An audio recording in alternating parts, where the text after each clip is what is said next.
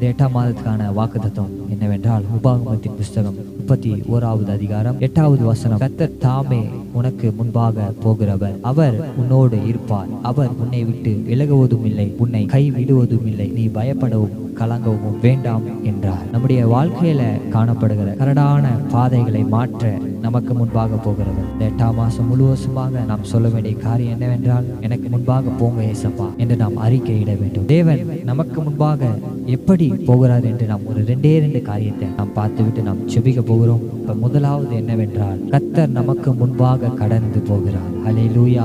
ஒரு இடத்துக்கு நம்ம கிளம்பி போகும்போது தேவன் நமக்கு முன்பாகவே தேவன் அந்த இடத்துக்கு கடந்து போக போகிறார். 2வது பாத்தீங்கன்னா, கர்த்தர் தாமே உன்னோடு கூட வருகிறார். நம்ம உயிரோடு இருக்கிற நாட்கள் முழுவதுமாக நம் தேவன் நம்ம கூடவே வருகிறார். ஹல்லேலூயா சொல்லுவோமா? மோசையோடு இருந்தது போல நம்மோடு கூடவே வருகிறார். நம்ம யாரை நம்பி போனோம்னா ஆண்டவரை நம்பி போகணும்.